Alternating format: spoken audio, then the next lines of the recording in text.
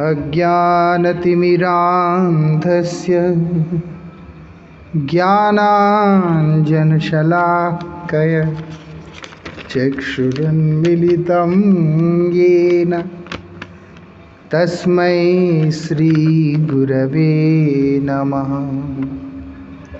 नमः ॐ विष्णुपादाय श्रीगौरप्रियमूर्तये श्रीमते भक्तिवल्लभ तीर्थगोस्वामिने नमः।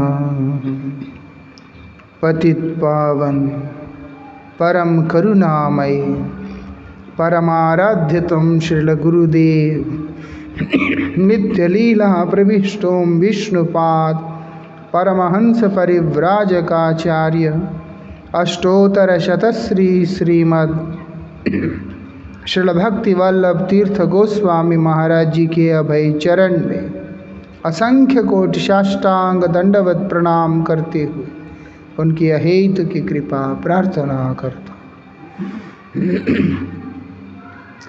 परमाराध्य श्रील परम गुरुपाद पद्म के अतिमर्त्य चरित्र को हम लोग पिछले 2-3 दिन से श्रवण कर रहे थे और मुझे लगता है कि आज उसका शायद आखिरी दिन होगा, क्योंकि कल और तिथियां हैं। कल भूगर्भ गोस्वामी का और तिथियां हैं, तो हमारे प्रभु उस पर पाठ करेंगे। और दूसरा, कुछ अधिक चिंतन करने से भी खतरा ही है, क्योंकि निराशा ही रह जाना है आखिरी में। क्योंकि परम गुरु महाराज जी का जो चरित्र इस प्रकार से है, उसका अनुकरण अथवा अनुसरण दोनों ही जो है साधारण जीव के पक्ष में संभव पर नहीं है। जैसे जैसे उनका महिमा को हम लोग श्रवण करते हैं, दो ही चीज हो सकता है, या तो हताश होगा व्यक्ति क्योंकि हम तो ऐसे बन ही नहीं सकते, या फिर परमोत्साही होगा। जो गुरुदेव परम दयालु हैं, इसलिए वो हम पर कृपा करके हमारा उत्साह वर्धन के लिए ही ऐसी प्रेरणात्मक चरित्र को प्रकट किया है। हम लोग तो अभी तक परम गुरु महाराज जी के हरिकथाओं को लेकर के चर्चा ही नहीं किया, केवल यहाँ उनके आदर्श आचरण की बात चल रहा है। परम गुरु महाराज जी वो सिद्धांत के व्यक्तित्व है जो कहते हैं follow me not my lecture. ऐसा नहीं कि मैं आके बोल गया और चला गया, मुझे देखो, तुम मेरे आचरण को देखो। किस स्तर का व्यक्तित्व होगा आप देखेंगे। अमृतसर के अंदर एक बहुत बड़ा व्यक्ति था जिन्होंने विशेष रूप से दुर्गियाना मंदिर निर्माण के लिए सेवा किया था। लाला विशान दास नाम था उनका। अच्छा, ठीक है, आपके मित्र रहे, ठीक है, अच्छा। अब वो परम गुरु महाराज जी का वहाँ पर प्रोग्राम का आयोजन किया तो एक नियम होता है, जब आप किसी को आमंत्रित करते, उनका भोजन आदि का प्रबंध करना, उनके लिए वास के लिए, रहने के लिए सब व्यवस्था आदि करना। और वो व्यक्ति धन संपन्न व्यक्ति था, इसीलिए उन्होंने क्या किया, परम गुरु जी के उस दिव्य रूप को देखकर आकृष्ट हुआ, उनको वहाँ पर आमंत्रित किया।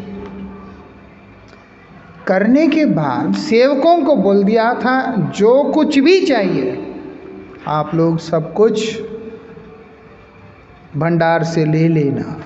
दूध वाले को लाके मिला दिया, दूध ले लेना। परम गुरु महाराज जी क्या उपदेश देते हैं, बोलते हैं कुछ भी लेना नहीं, जितना आवश्यकता है केवल उतना ही लेना है, उससे अधिक कोई भी वस्तु को लेना नहीं है। उनका ऐसा उपदेश है। अब परम गुरु महाराज जी के आदेश को मानते हुए उनके शिष्य लोग, जैसे कि श्रील गुरुपाद पद्म, श्रील भारती गोसाई महाराज जी आदि जितने भी उस समय के आचार्यगण हैं, वो सब ने मिलकर के बोल दिया कि हमें दूध चाहिए नहीं। लेकिन उनका बात ना सुनकर 20 लीटर दूध लाकर वो व्यक्ति हर दिन पकड़ा देता है। जब ये बात पता चला परम गुरु जी को तो अच्छा नहीं लगा कि आप लोग 20 लीटर दूध ले लेते हमारे मना करने के बाद भी। सबसे पहले तो एक व्यक्ति को किसी गृहस्थ के घर में रहने का ही, विशेष करके त्यागी को, अनुमति ही नहीं है, और किसी परिस्थिति में रहना भी पड़ा तो बहुत ही भद्र तरीका से रहना पड़ता है, विलासिताओं के बीच में नहीं। क्योंकि कई बार प्रचार के दौरान परम गुरुदेव को भी कई स्थान पे ऐसे वास करना पड़ा, गुरु महाराज जी को भी कई स्थान पे वास करना पड़ा, और हमें भी पड़ता ही है। उन लोगों का चरित्र हमारे लिए प्रेरणा है। सेवा करेगा बोल के सामने वाला आवश्यकता से अधिक जो है अपने भोग के लिए संग्रह कर लेना, उन चीज़ों का परम गुरुदेव कभी पक्ष में थे ही नहीं। जब उनको पता चला 20 लीटर दूध जबरदस्ती आ रहा है, उन्होंने आदेश किया कि रोज खीर बनाओ। जब धर्मसभा के समाप्ति के बाद हम रोज आए हुए भक्तों को उस खीर का वितरण कर दें। ये लाला विशान दास जी ने कहा है कि मैं अपने जीवन के अंदर बहुत सारे महात्माओं को बहुत निकट से देखा, क्योंकि धनी व्यक्ति है, संतों को बुलाता रहता है, आयोजन करता रहता है, सेवा करता रहता है, बहुतों को देखा। लेकिन श्रील माधव गोस्वामी महाराज जी जैसा नहीं देखा, क्योंकि देखते देखते देखते, वैसे भी बद्धजीव का स्वभाव होता है जो अच्छाई के अंदर भी बुराई ढूंढ लेता है। बद्धजीव का ये विशेष गुण है, वो अच्छाई में भी बुरा ढूंढ लेता है। और ये कह रहे हैं कि मनुष्य का एक स्वभाव होता है, कहीं ना कहीं कोई ना कोई कुछ ना कुछ दोष दिखता है, ना चाहते हुए बोलते। लेकिन श्रील माधव गोसाई महाराज जी के अंदर हम संपूर्ण जीवन के अंदर एक दोष भी नहीं देख पाए, ढूंढ नहीं पाए। ऐसी इसको बोलते अतिमर्त्य चरित्र है।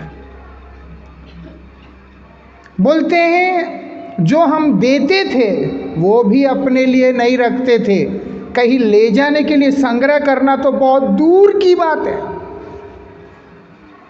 बसी पठाना में परम गुरु जी जब प्रोग्राम करने के लिए गए, वहाँ के आयोजक को अपने जेब से पैसा निकाल के दिया।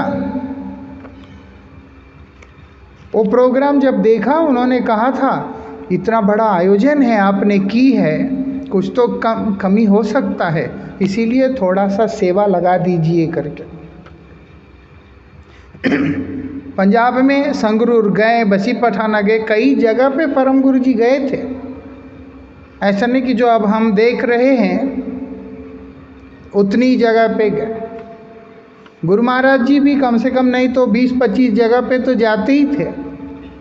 अब जो भी है जैसे भी है, और परम गुरु जी और भी अधिक जगह पे जाते थे, और जहाँ भी जाते थे वहाँ के आयोजकों को अपनी तरफ से तुम इतना बड़ा सेवा कर रहे हो धर्म का, इसीलिए कमी हो सकता है, इसीलिए हमारा भी सेवा लगा देना। ऐसा नहीं है कि वहाँ जाके हमारे लिए क्या आएगा इस तरह की आशा करना, अपने लिए किसी चीज़ की कभी भी आशा किया ही नहीं। ये परम गुरु महाराज जी का चरित्र है। अद्भुत है। ऐसा नहीं है कि कभी उन्होंने लोगों के लिए गए हैं कि मतलब मुझे जो है जन मिलेंगे, फॉलोअर मिलेंगे, अथवा मुझको जो है डोनेशंस मिलेंगे।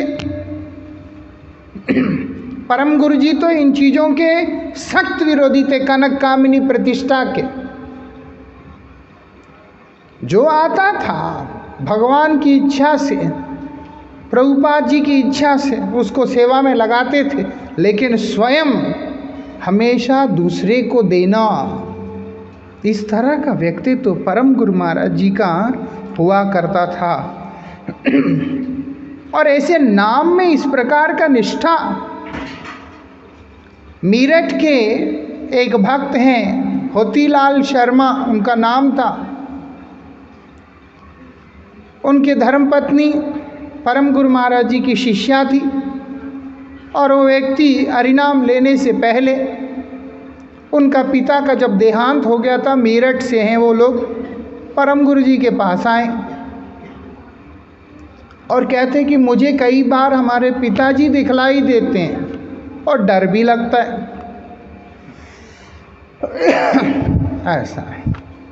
अरे तुम उन्हीं से पैदा हुए हो, बेचारा शरीर ही नहीं है, लेकिन वो अगर अपना सूक्ष्म शरीर को लेके तुम्हारे सामने आता है, वो देखने का भी हिम्मत नहीं होता, डर लगता है।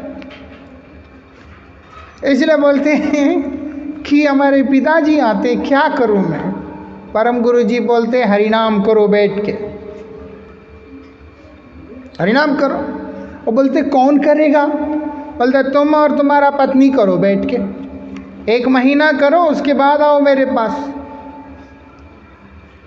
15 दिन के बाद ही आके परम गुरु महाराज जी से आके कहते कि अब सब दिखना बंद हो गया, सब ठीक हो गया। और नाम में इतना श्रद्धा हुआ, वो परम गुरु महाराज जी से फिर हरिनाम ग्रहण किया है। श्रील भारती गोसाई महाराज जी बोलते किस प्रकार के नाम निष्ठा है, देखने में आता है। ऐसे थे परम गुरु महाराज जी, क्योंकि उनका जीवन का एक ही उद्देश्य है, विष्णु और वैष्णव की सेवा। ये विष्णु वैष्णव सेवा, जैसे कल हरिकथा की समाप्ति में मैंने कहा था कि केवल मात्र आहार निद्रा आदि की व्यवस्था करना ही नहीं होता, उनके वाणी को अपने हृदय में धारण करके उनके प्रसन्नता के अनुरूप आचरण करना। ऐसा हरिनाम करने से ही वैष्णव प्रसन्न होते हैं, गुरुदेव प्रसन्न होते हैं। हरिनाम करने से भगवान प्रसन्न होते हैं। इसीलिए भगवान को प्रसन्न करने के लिए, गुरुदेव को प्रसन्न करने के लिए वैष्णवों का सेवा, उसी को जीवन बना लिया उन्होंने। बोल दिया उन्होंने कि तुम्हारा जीवन का एकमात्र उद्देश्य कि वैष्णवों का सेवा होनी चाहिए। ऐसा क्या बोल रहे हैं? वैष्णवों का सेवा किए बिना भगवान के चरणों में अनुराग हो सकता है, इस प्रकार की आशा विफल है।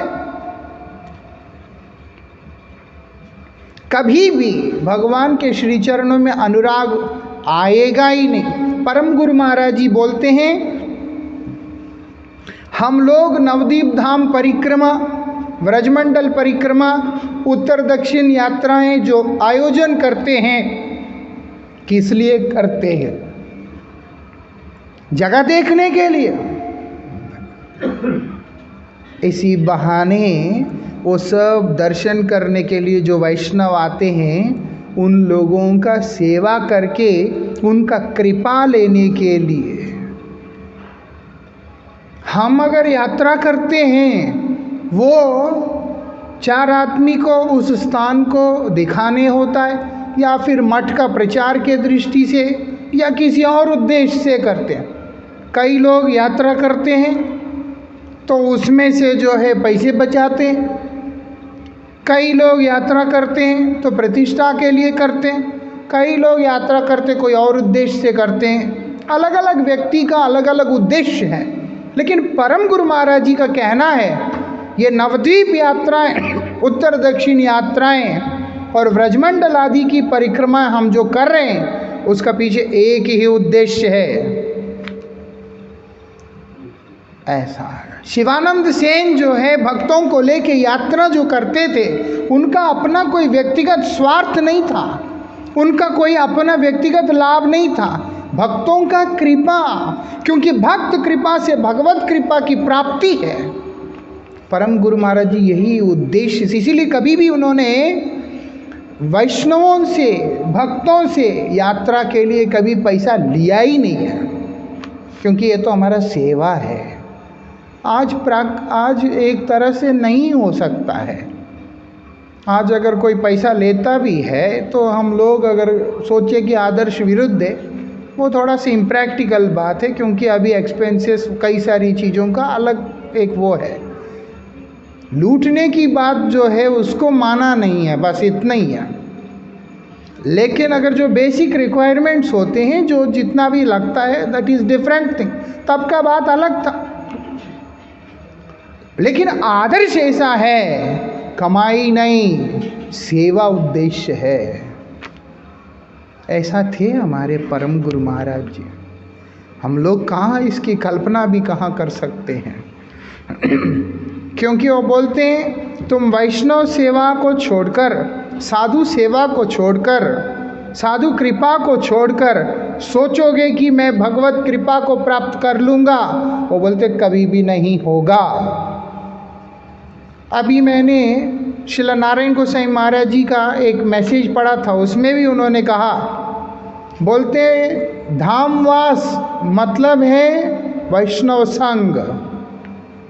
तुम अगर वैष्णव से अपने आप को संपर्क ही नहीं रखोगे, उनका अनुगत में ही नहीं रहोगे, तब तो तुम्हारा धामवास भी एक स्वेच्छाचारी आचरण के अतिरिक्त और कुछ हो ही नहीं सकता। ऐसा हमारे आचार्यों की ऐसी शिक्षा है। ऐसा अधिकांश व्यक्ति जो है मंदिर में चलो ठाकुर जी के दर्शन कर, ऐसा होते हैं।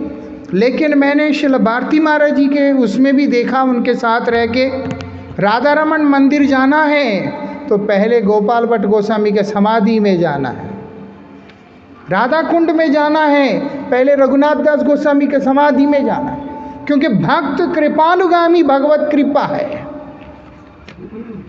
ऐसा व्यवस्था है। और श्रील भारती महाराज जब जलंधर में थे, राधा माधव जी के दर्शन करने के लिए जाना था बोलते नहीं, पहले जाएंगे पांडे जी को मिलने। महाराज ने बोला ऐसा। अब आप देखो गुरु महाराज जी जब पहले परम गुरु जी के भजन कुटीर में प्रणाम करके उनका आशीर्वाद लेके, फिर उसके बाद समाधि में जाके, फिर उसके बाद श्री मंदिर में आते हैं। ऐसा क्योंकि गुरु कृपा से, वैष्णव कृपा, उसके बाद भगवत कृपा है। इसलिए बोलते हैं अगर आपका वैष्णवों के प्रति प्रीति नहीं है, श्रद्धा नहीं है, सेवा वृत्ति नहीं है, तो परम गुरु महाराज जी का ये स्पष्ट सिद्धांत है कि तुम्हें भगवान के चरणों में अनुराग कभी हो ही नहीं सकता। ऐसा है। और क्या बोल रहे हैं? बोलते विश्वास रख के चलना है। विश्वास रख के चलना है। किस चीज पे? भगवान हमारे पालक है, भगवान हमारे संरक्षक है, भगवान ही हमारा सब कुछ है। परम गुरु महाराज जी के एक मित्र रहा, उनका नाम था हरिदास। उनका नाम था हरिदास। अब परम गुरु महाराज जी ने कलकत्ता में जब हरिदास जी थे, उनको बोला था कि प्रभुपाद जी के प्रवचन सत्संग आदि श्रवण करने के लिए आने से अच्छा होगा। अब हरिदास जी सामने से लॉजिक देते हैं, दोस्त है ना, दोस्त और रिश्तेदार जो होते हैं उनके दिमाग में कुछ घुसता नहीं है। पूरी दुनिया बदल जाती है लेकिन ये लोगों के दिमाग में कुछ घुसता नहीं है, क्योंकि वो आपको रिश्तेदार ही देखेगा वो, और दोस्त भी ऐसे ही हैं। माँ को बच्चे में वो चीज़ दिखता नहीं और दोस्त और रिश्तेदार देखना नहीं चाहते, वो अंधे होके बैठे रहते हैं। जो हो, अब ये मित्र है तो इन्होंने परम गुरु जी को बोला, आपका तो घर नहीं है, आप लोग तो बाबा जी हैं, आप लोग अगर ख़त्म भी हो गए तो क्या है, आपके आगे पीछे कोई नहीं है। मेरा लेकिन बच्चा है, पत्नी है, घर है, मैं तुम्हारे साथ जाकर ऐसा सत्संग और सभाओं को अटेंड करता रहूँगा तो काम कब करूँगा, मेरा घर का देख रेख कौन करेगा, इसलिए मैं नहीं आ सकता। परम गुरु महाराज जी ने सोचा कि चल छोड़, क्या बोलना, छोड़ दिया। कुछ समय के बाद उनके एक और मित्र हैं, श्रील प्रभुपाद जी के शिष्य रहे हैं, श्री नारायण मुखोपाध्याय उनका नाम है। उनसे परम गुरुदेव को पता चलता है कि हरिदास जो है कार एक्सीडेंट में शरीर छोड़ दिया।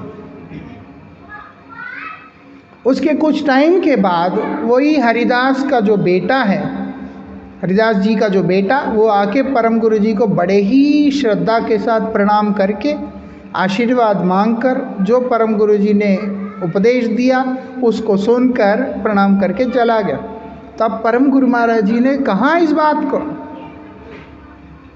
कि हरिदास ऐसा सोचता था, अब कौन देख रहा है। अपने शिष्यों को लक्ष्य करते हुए परम गुरु जी ने इस बात को बताया कि भगवान पालक है, भगवान रक्षक है, इसलिए निर्भर होना है तो भगवान के ऊपर होना है। ये देखेगा मुझे, वो देखेगा, वो करेगा मेरे लिए, इस तरह की चीज़ों का वास्तविकता में कोई अर्थ है ही नहीं। हमारा परम रक्षक भगवान स्वयं है। ऐसा एक हमारी गुरु बहन एक संदर्भ में मुझे कह रही थी, आप चाहते मैं जीवन भर अकेले रहूं?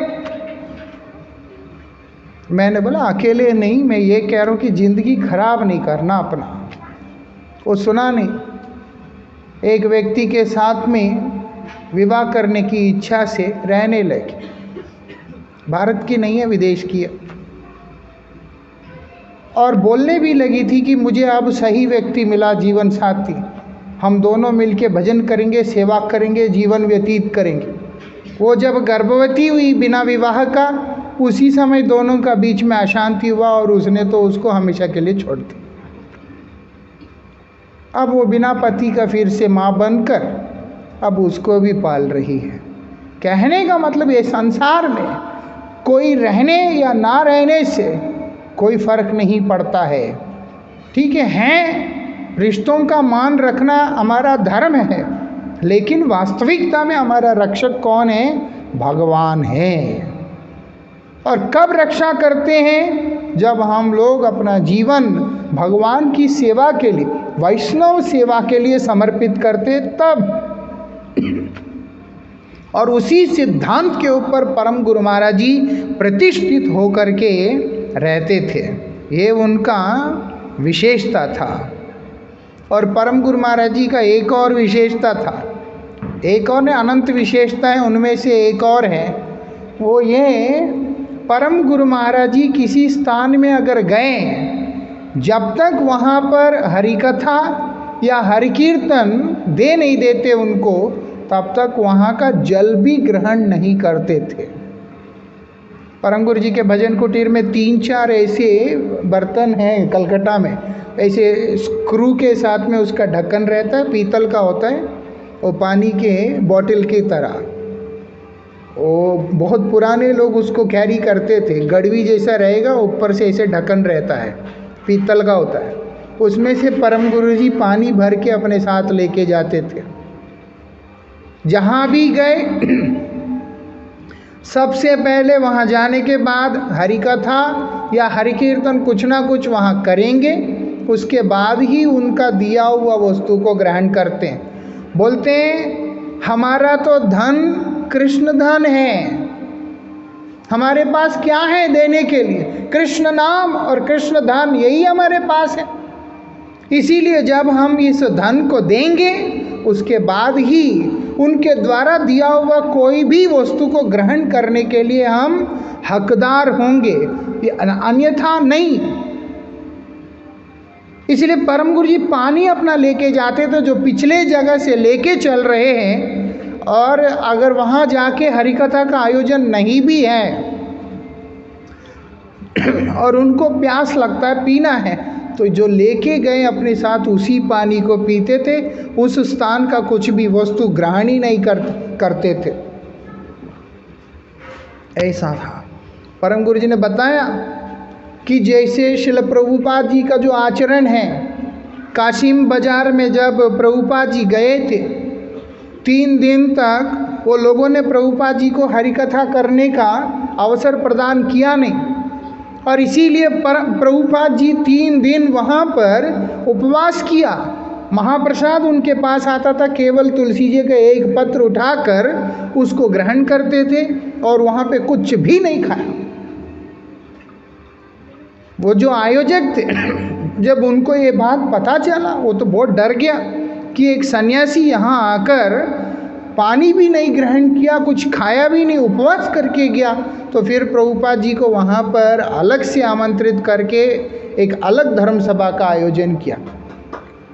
प्रभुपाद जी बोलते हैं, क्योंकि मुझे जब यहाँ कुछ देने का सौभाग्य ही प्राप्त नहीं हुआ, कृष्ण कथा कृष्ण कीर्तन, तो यहाँ से कुछ लेने का मैं अपने आप को हकदार भी नहीं समझता। परम गुरु जी के जीवन में यह गुण एज इट इज उतर गया था, वो भी नहीं लेते थे। एक बार उनका सेवक ने ताज़ा पानी है बोल कर के, जो ऑलरेडी उनके लोटे में जो पानी था उसको खाली कर दिया, और रास्ते से जो है बढ़िया सा अच्छा पानी भर लिया। और परम गुरु जी को अच्छा नहीं लगा ये, उनको ये बात नहीं पसंद आया।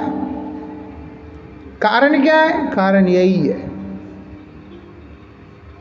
ऐसे परम गुरु महाराज जी का व्यक्तित्व है हमेशा।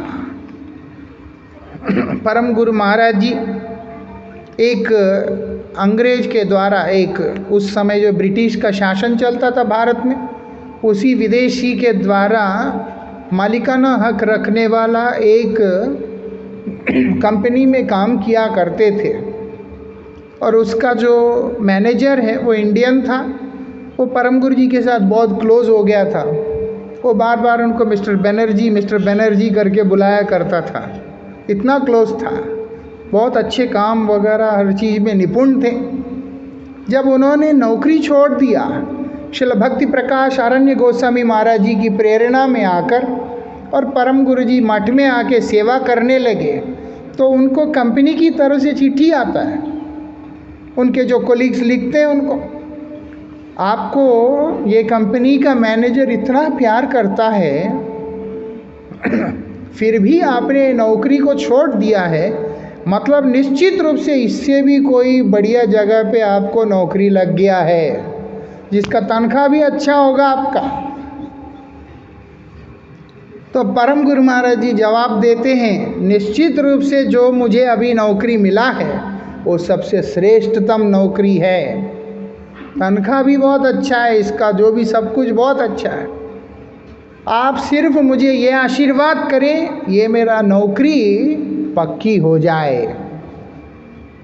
प्रभुपाद जी के पाद पद्म में सेवा जो उनको प्राप्त हुआ है, वो कह रहे हैं कि ये जो सेवा का जो नौकरी है ये मेरा पक्की हो जाए, मुझे और कुछ चाहिए ही नहीं। ऐसे परम गुरु महाराज जी का व्यक्तित्व रहा है। जो हो, हम लोग परम गुरु महाराज जी का इन आदर्शों को, इन विचारों को अपने हृदय में धारण करने का प्रयास करें, और एक दूसरे के प्रति सौहार्द का भाव को बढ़ा करके चलें। प्रेम होना चाहिए, न कब कौन से दिन मर जाएंगे कुछ पता ही नहीं है। आपस में प्रेम रखकर सेवा करते हुए मिलजुल कर जब चलेंगे, तब परम गुरु महाराज जी के उस विशेष कृपा के हम लोग हकदार हो पाएंगे। उनके सभी शिष्य उसी तरह के थे, वहाँ पर कभी भी ये भेद नहीं है। परम गुरु महाराज जी के पास तो ये विचार ही नहीं था कभी कि ये हमारा मठ का है या दूसरे मठ का है, ये कहाँ का है। एक बार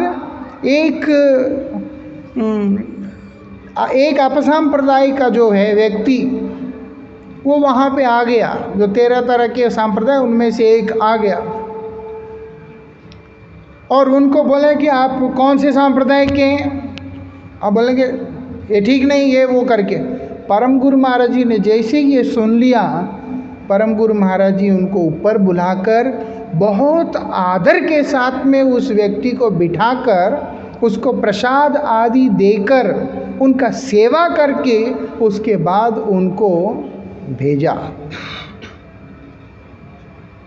ऐसे हैं श्रील भक्तिवेदांत स्वामी गोसाई महाराज जी। जब उनको कलकत्ता में रहते हुए थोड़ा सा शरीर में क्षय रोग का भाव आया था, उस समय परम गुरु महाराज जी ने अपने शिष्यों को लगाकर उनका भी सेवा करवाया। ऐसा भी सुनने में आया था क्षय रोग है, कंटेजियस बोल के कई लोग पास भी जाना नहीं चाहते थे, और परम गुरु महाराज जी ने उस समय भी सेवक लगा के उनका सेवा कराया था, दवाइयों का और कई सारी चीज़ों का व्यवस्था कराया था। दो ब्रह्मचारियों को जब एक साथ चिकन पॉक्स हो गया था तब भी लोग उनको दूर दूर रखने लगे थे। परम गुरु महाराज जी स्वयं उनका सेवा का चार्ज लेकर उन लोगों का सेवा किया। उनका ऐसा व्यक्तित्व है, उनके पास प्रेम करने के अतिरिक्त और कुछ है ही नहीं। एक शिष्य थोड़ा सा क्रोधी स्वभाव का था, लेकिन परम गुरु महाराज जी के पास आया रहता था। अब एक दिन उसको गुस्सा आ गया, वो किसी को कुछ बोला नहीं, कुल्हाड़ी लेकर के गया और एक पेड़ को फट फट फट फट करके काट के मार गिरा दिया। पेड़ को गिरा, इतना मोटा पेड़ है, कुल्हाड़ी मार मार के उसको तोड़ दिया। लोग डर गए, सब जाके गुरुजी को बोलने लगे, हमारे गुरुजी को, कि आप बोलिए गुरुजी को कि ऐसे तो मुश्किल है, आज पेड़ काटा कल कुछ और काट दे। तो गुरुजी बोलते क्या बोलना है? बोले उनको बोलिए कि आप ना घर जाओ। कितना कष्ट की बात है। गुरुजी इस बात को परम गुरुजी को कैसे बोलेंगे कि आप उनको बोलो कि तुम घर चले जाओ। लेकिन सारे गुरु भाइयों के बोलने पे गुरुजी जब यह बात सारी घटना परम गुरुजी को सुनाया, परम गुरु महाराज जी ने वो व्यक्ति को बुलाकर बोला तो है कि तुम घर जा कर के घर में रह के भजन करने से अच्छा होगा, लेकिन इतना रोए परम गुरुजी उसके बाद। इतना वो कोई एक बहुत बड़ा डोनर तो नहीं है, वो कोई बहुत बड़ा डोनर तो है नहीं कि वो मेरे लिए इतना डोनेशंस लेके आता मेरा लॉस हो गया ना। ऐसा भी नहीं कि बहुत बड़ा प्रचारक है, साधारण सेवक है, एक विचार से देखते हैं। लेकिन परम गुरु जी का व्यक्तित्व ऐसा है कि वो उसके लिए खूब रोए वहाँ पर, कि एक व्यक्ति इस संसार के चुंगल से निकलकर भगवान के भगवत प्राप्ति के मार्ग के लिए मेरे पास आया और मुझे उनको आग में धकेलना पड़ा करके परम गुरु महाराज जी रोने लगे। ऐसी शिष्य वात्सल्यता, ऐसी सतीर्थ प्रीति और ऐसे अद्भुत आदर्शों के धनी हमारे परम गुरु महाराज जी हैं। उनका कृपा हम सब के ऊपर हो और हम सबका परम मंगल हो, हमारा जन्म सार्थक हो, वैष्णव में प्रेम हो, गुरुपाद पद्म में निष्ठा हो और जीवन हरिनाम करते हुए भगवत सेवा को करते हुए शांत हो, यही कामना करता। वांछा कल्पतरुभ्यश्च कृपा सिंधुभ्यः पतितानां पावनेभ्यो वैष्णवेभ्यो नमो नमः। अभिशयनार्थी हो।